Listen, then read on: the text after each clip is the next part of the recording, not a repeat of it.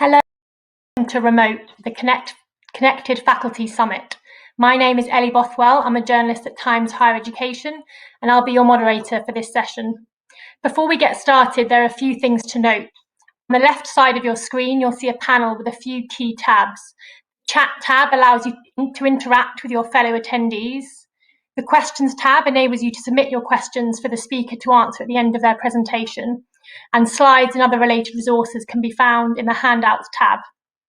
If needed, you can resize and rearrange the panels on your screen just like you would a browser window. Click the icons on the bottom of your screen to open or close additional panels such as speaker bios and the abstract. And should you have technical issues, please refresh your browser. If your issue is not resolved, please submit a note to the Questions tab for assistance. Today's presentation is being recorded and will be available to watch on demand after the event. So on to the presentation. A discussion of anti-racist practices for digital and online learning.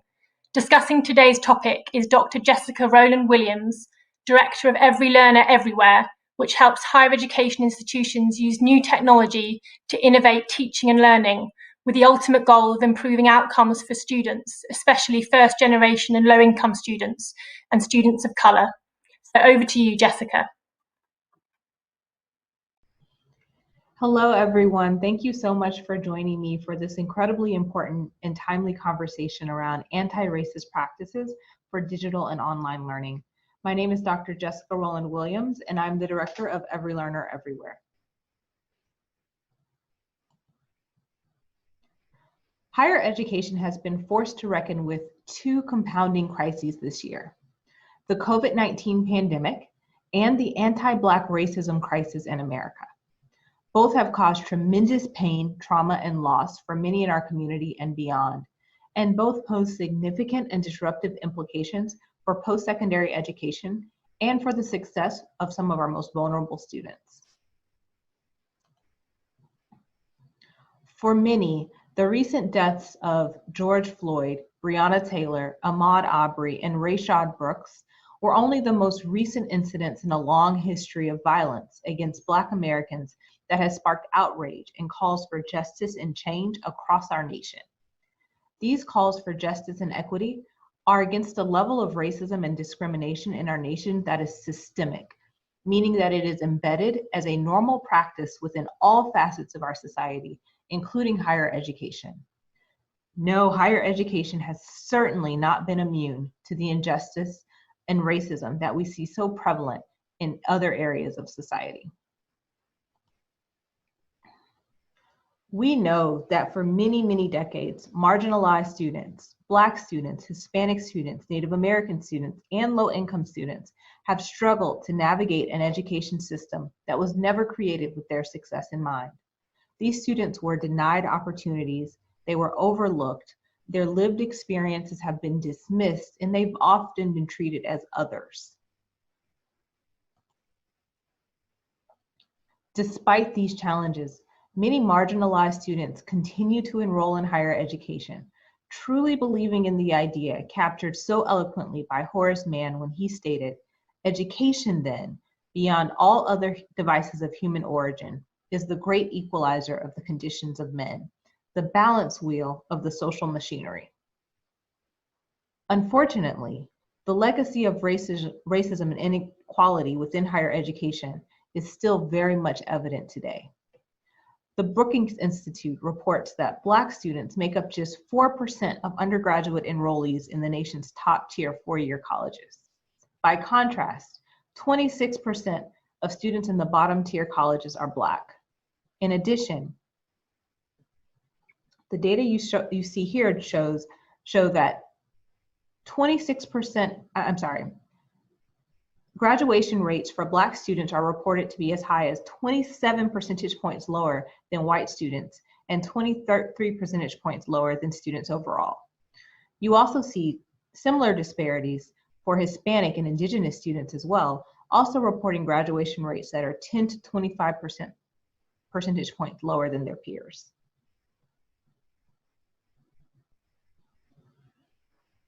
We must face the fact that a higher education system that was built intentionally on inequity will not be undone by chance. At this point in time, history is calling us to critically evaluate and change the systemic inequities that are built into not only our institutions, but our teaching and learning practices and how they contribute to the achievement gaps that we see for marginalized students. Large bodies of research have shown that marginalized students face a range of discriminatory practices in traditional classrooms.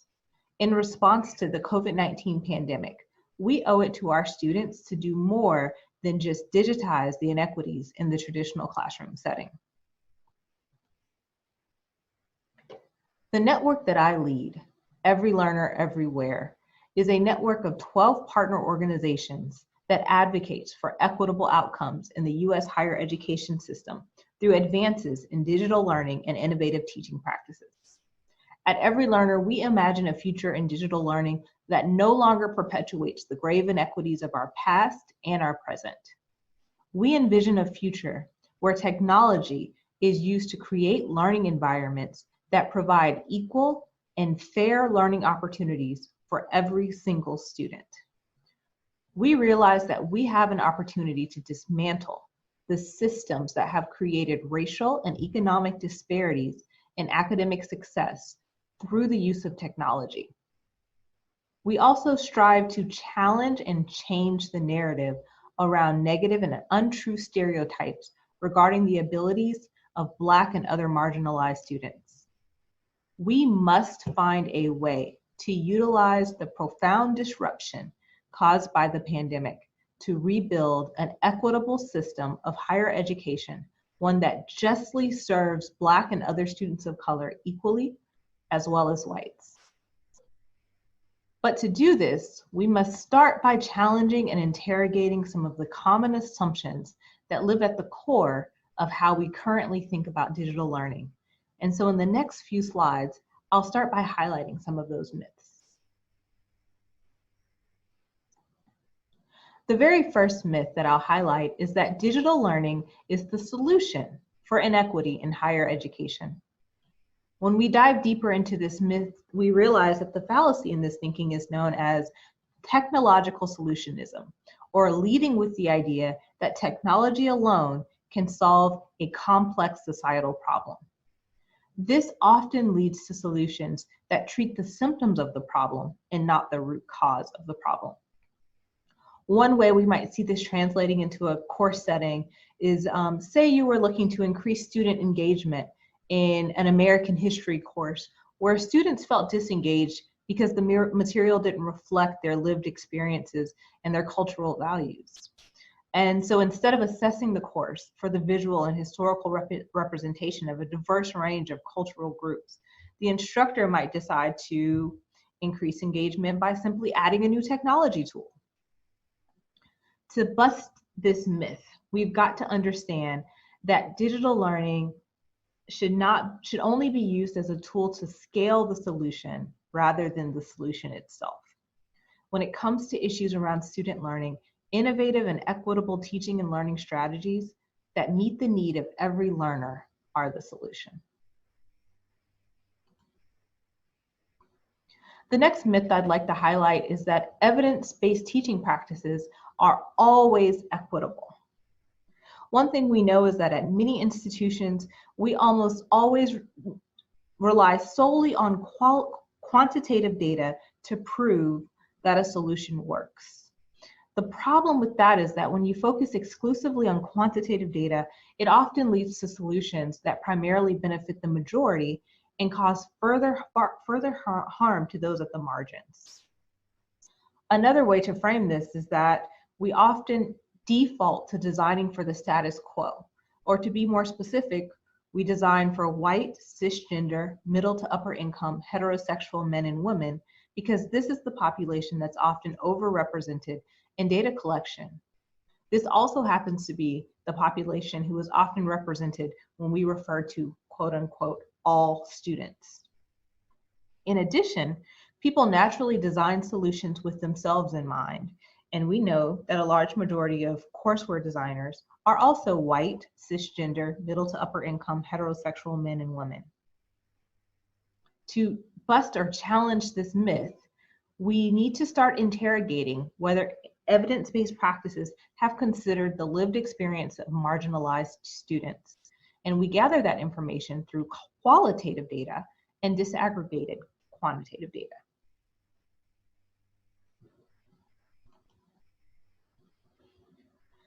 The third myth I'd like to highlight is that in digital learning environments, there's no way for students to be judged on their race and gender. And I often hear this from faculty when they pose the question, how can I discriminate against students if I can't see them? What's interesting is that there is a growing body of evidence that shows that the anonymity granted by asynchronous digitally mediated interactions actually does not eliminate bias among instructors.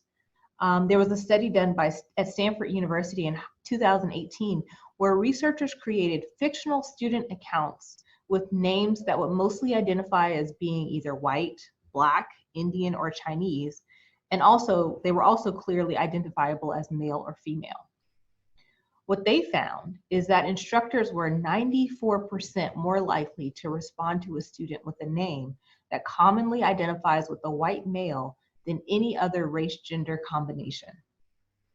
This and other bodies of research are providing compelling experimental evidence that instructor discrimination exists even in online settings. Even though instructors may not be able to physically see students, there are plenty of signals about a student's background, including factors such as their name or the choices in language that they make with their written work or post-it comments. And this information could still cause instructors to unconsciously assign race or gender to those students. The way that we challenge this myth is through becoming aware of implicit bias. Implicit bias is an unconscious attitude or stereotype that affects our actions, beliefs, and memories, and is actually one of the biggest barriers to closing the achievement gap. When we're unaware of the attitudes that we hold towards people, they often lead to unintentional discrimination. We shouldn't feel shame around our implicit biases because we all have them, but we do need to be aware of them. As I have written here, implicit bias may be inevitable, but the negative impact on our students is not. And the way that we address that is we regularly participate in professional development that focuses on diversity and inclusion training to constantly combat those implicit biases. And so what would anti-racist equity in digital learning look like? So anti-racist equity is the act of changing systems, structures, and practices and attitudes to create fair and learning environments for all students. And some of the pillars of that type of an environment would include, one, leading with an awareness that all students do not have the access to time, space, and resources needed for success, and incorporating that in course design. Two, not placing the burden on students to identify and address their needs. Three, holding course designers and instructors responsible for checking their biases. Four, investing in professional development to build cultural competency. Five, understanding the impact of digital learning tools on different student groups. Six, providing accountability for the unintentional consequences of digital learning implementation. Seven, measuring positive and negative outcomes and associated metrics to assess impact. And eight, raising accountability for digital tool providers to build solutions that are equitable for all students.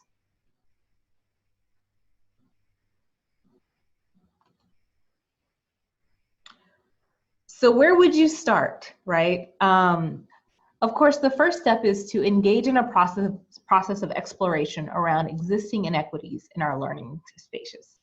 And this interrogation should be central to the work of universities if they are serious about shifting their teaching and learning environments online in a way that promotes anti-racist equity. And so to begin that process of exploration, the first thing to do is to understand the economic, structural, and historic roots of inequity in digital learning and general learning. And you do that through seeking out literature and research that focuses on race in education. One of the books that I would recommend is Why Do All the Black Kids Sit Together in the Cafeteria and Other Conversations About Race, which was written by Dr. Beverly Daniels Tatum. There are many, many others. The second thing that you would need to do is to begin to identify how implicit bias can influence all learning environments. And so you can do that through engaging in professional development that's centered around implicit bias and cultural competencies, and also reflecting on how inclusive your teaching is. You could even begin to regularly survey students about your inclusive practices and get their feedback.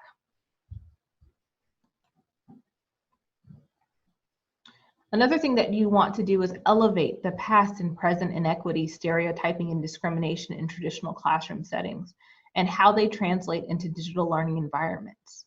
And you can begin to do this by exploring whether your institution has a data analytics tool that would allow you to disaggregate your grades by demographic, and also by critically evaluating your course curriculum and teaching practices for any lack of cultural inclusiveness. Lastly, it's important to acknowledge the realities and lived experiences and human consequences of racism, inequity, and discrimination in student learning. And the best way to do this is to start by just listening to student voices. There are many hashtags going on right now, on Twitter even, where students are beginning to share their stories in higher education, stories of racism and discrimination. One that you could quickly look up if you haven't already is Black in the Ivory. Another way is to create space for students to regularly provide feedback on their experiences in your course and in higher ed more broadly. Ultimately, we must see anti-racist equity work as both an outcome and also a process in the development of developing digital learning tools and practices. With that, I will quickly share a few ways that you can connect with Every Learner Everywhere, and then I am very excited to open up the floor to discussion.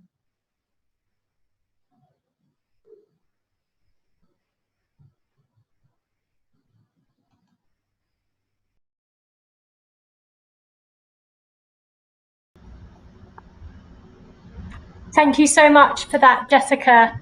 And I see we've got some questions coming in already from the audience, so we're about to get started with the Q&A now. Before that, I want to apologise for any confusion regarding slides that I mentioned earlier.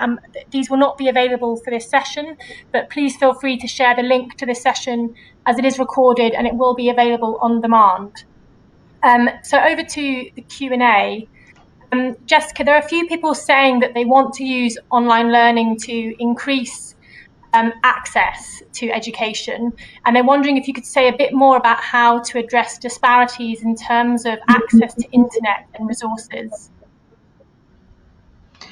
Yeah, one thing that we know is that our students are accessing the courses through a number of different ways. We know that they're using a lot of different technology tools, including primarily for most students of color and a lot of low-income students, their cell phones to engage in courses. And so one way to ensure that you are not exacerbating inequity through an online course, of course, is to take into consideration that students will be accessing your course through multiple technology devices.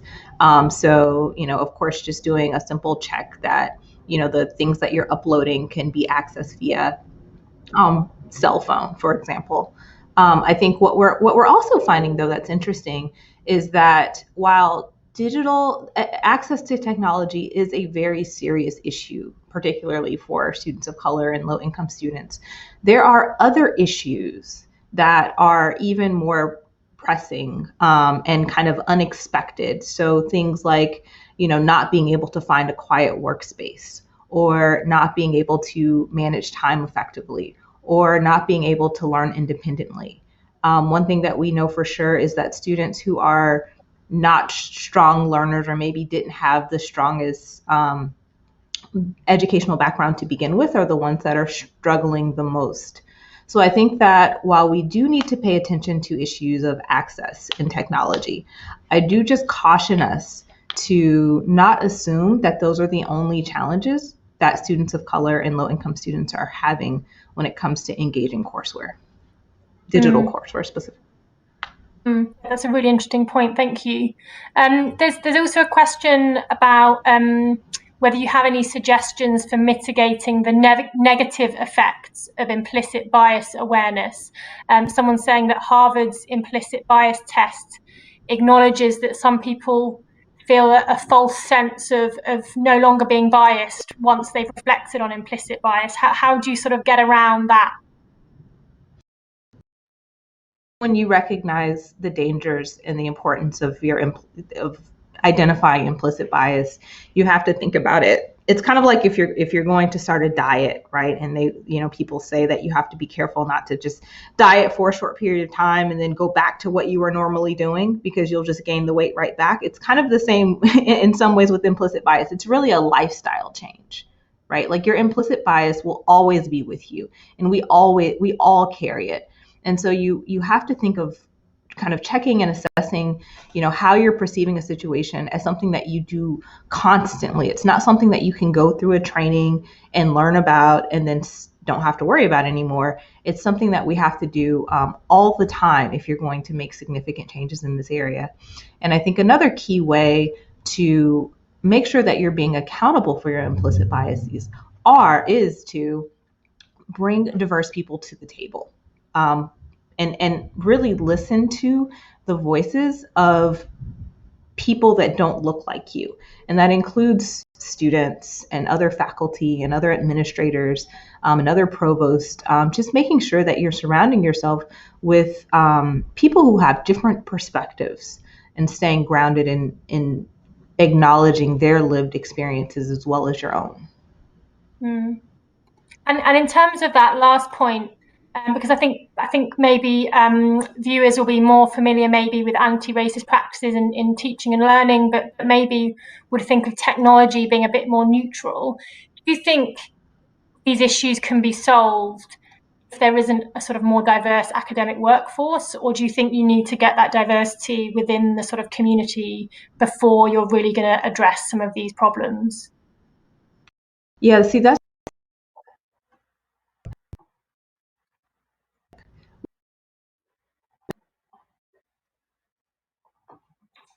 Oh, sorry, I think you're breaking up there slightly, Jessica. Oh, Are you okay. back? I'm back. Great. Sorry. Could you start that again? Sorry. Yes. The sneaky thing about racism is that it really is systemic, and it really truly is embedded in everything that we do. And I think we have this tendency to want to think that we don't have to worry about it in this area because we can deal with it in this area. And the reality of the matter is it's in all areas, and it shows up in all areas and everything that we do. And so, yes, I think a lot of people are very familiar with thinking about, being culturally responsive in their teaching practices, and they feel that technology is neutral. And technology is, technology can't be racist because, it's technology. And I think that that's very false, because we have to remember that technology was designed by a person, and we all embed our implicit biases in everything that we do. And so technology has implicit bias embedded in it, just even things that we don't even consider, like assumptions that are made about how people will engage with the technology. Someone had to think about that, and they may or may not have been thinking about, how different groups of students. Sorry, you're breaking up again slightly there. I think you're back.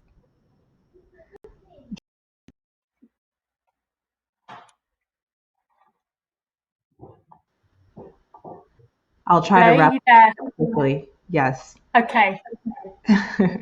In saying that, we, even in technology, even as we think about implementing digital tools in learning environments, I think we still have to be aware and conscious of how those learning tools will impact different student groups. We cannot just rely on the fact that because it's technology, then there will be no bias. There will be no harm that will create inequitable outcomes for our students, because that's just not the case. And this is sort of on the same topic, but there's a question here about the sort of the system not being equitable. How do we get to an equitable system when it was set up by the founders here in the US, who created an unequal system, which is exactly what you addressed at the beginning of your presentation. And there's a concern maybe around trying to change things at the lower level, but not having systemic changes. Do you have sort of recommendations for how you might be able to achieve that? Agreed. I think that's spot on. I think that we do have to first start by acknowledging that, as I said in the beginning of the presentation, that the system of inequity was established from the very, very beginning, and that these inequities are not, they are by design. They're not by chance. They truly are by design. And so I think that as we think about digital learning and moving into the digital era, we really do have an opportunity to design something different that's very different than what we've had in the past.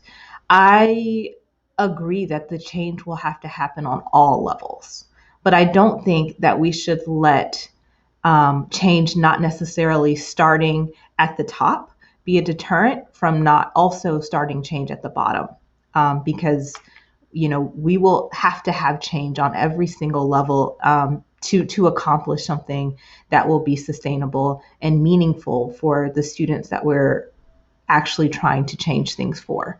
So I agree with the idea that there's still much needed change on the top levels, but I don't think that we should use that as an excuse to not make the change that's necessary even at the lower levels. Mm. And obviously we've been seeing this huge shift to online education over the past few months, and it's a sort of new space for a lot of universities, or certainly a sort of if not exactly new, then it's much more dominant space for universities. What are the main areas that you see sort of universities getting it wrong when it comes to using technology? And I mean getting it wrong in terms of sort of being valuable for minority students. I think student engagement is what we're hearing is the hardest thing. Keeping students engaged. One thing that we know is that a lot of students of color really need one-on-one personal connections to stay engaged. That's one thing that's important. And a lot of that, of course, is lost when you're in an online setting. We also know that community is very important for a lot of students of color. And again, that's lost in a lot of online settings. We know that the other thing, of course, that I talked about was, culturally responsive and culturally inclusive teaching curriculum. So curriculum that students can actually engage with. And that's something that I know a lot of people are working towards and building on. And so I think that there are models that can help us to serve our students better and ensure that we're serving all of our students with high quality digital learning environments. But I do think we have to be conscious of some of those more community focused and connection building capacities, as well as the academic side of the course design, that are just so important to keep our students engaged. Because no matter how well designed a course is, if the student is not engaged in coming to class and participating, then they're not going to have a positive learning experience. Fantastic. Well, thank you so much, Jessica, for your fantastic presentation and for those really interesting comments. Unfortunately, we're out of time. Thank you, Dr. Jessica Rowland Williams, for joining us today and for providing your experience and your expertise. And thank you, everyone, for tuning in. Please be sure to explore the event to access more valuable resources from our sponsors and network with peers. Thank you. Have a great day. Thank you.